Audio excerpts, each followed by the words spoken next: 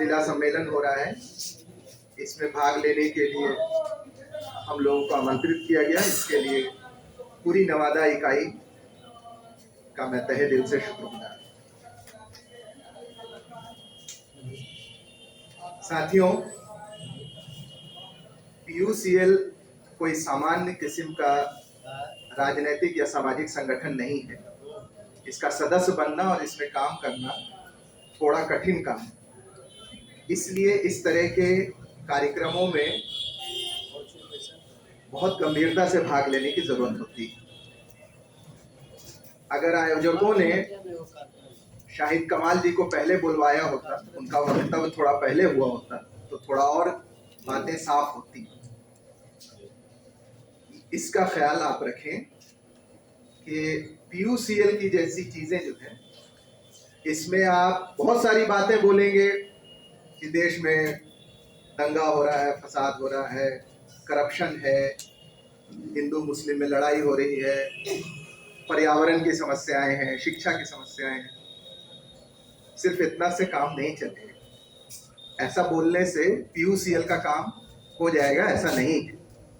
इसमें बहुत सारी तकनीकी बातें भी जो पीयूसीएल के कार्यकर्ताओं को अच्छी तरह से समझना हो।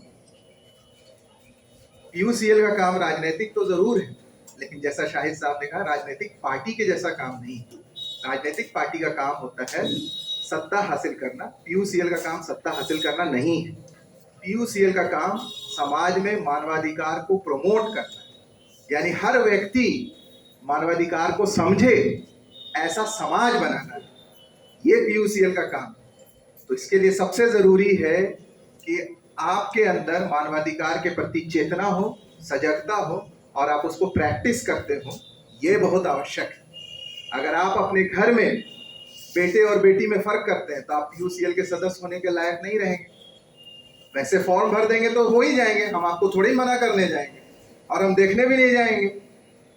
लेकिन जिस वक्त आप फॉर्म भर रहे हैं उस वक्त आप उसमें एक शपथ पत्र भी होता है फॉर्म में।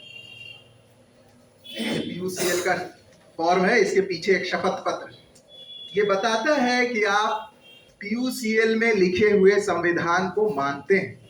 तो पीयूसीएल का ये संविधान है, इसको अगर आप मानते हैं तो आप लड़का लड़की में फर्क नहीं करते होंगे, बेटी और बहू में फर्क नहीं करते होंगे। आप करते हैं और यहां पर आकर के कहेंगे कि अमेरिका मुर्दाबाद, फांसीवाद मुर्दाबाद। तो ऐसे किसी नारे का मेरे लिए कोई खास महत्व नहीं है। इस बात का आप ख्याल रखें। दूसरी बात, यानी ये हुई सबसे महत्वपूर्ण बात कि मानवाधिकार को प्रमोट करना है तो मानवाधिकार को जीना होगा, मानवाधिकार को समझना होगा। और शाहिद साहब ने इसका मूल मंत्र दिया कि मानवाधिकार कानून से मिला हुआ अधिकार नहीं है। आप पैदा हो गए तो आप मानवाधिकार आपको मिल गया। इसके लिए कोई कानून नहीं होता है, बल्कि इसको छीनने के लिए कानून होता है, इसको देने के लिए कोई कानून नहीं है। याद रखिएगा, मानवाधिकार स्वतः हासिल किया हुआ हर जिंदा इंसान का, बल्कि मरे हुए इंसान का भी मानवाधिकार होता है।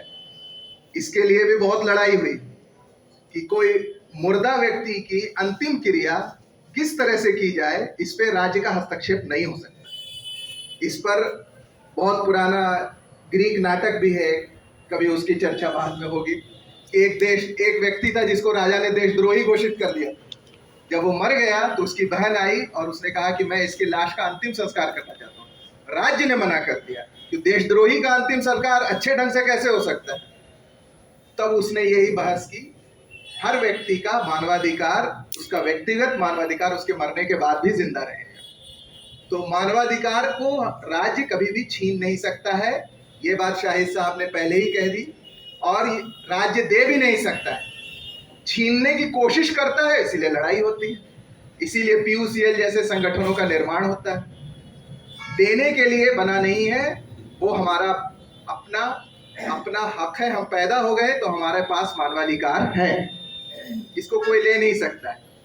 दिन प्रतिदिन मानवाधिकार का दायरा भले ही बढ़ता जा रहा है, रोज बरोज जैसे जैसे हम लोग आगे बढ़ते जा रहे हैं, समाज आगे बढ़ रहा है, तो मानवाधिकार का दायरा भी आगे बढ़ रहा है।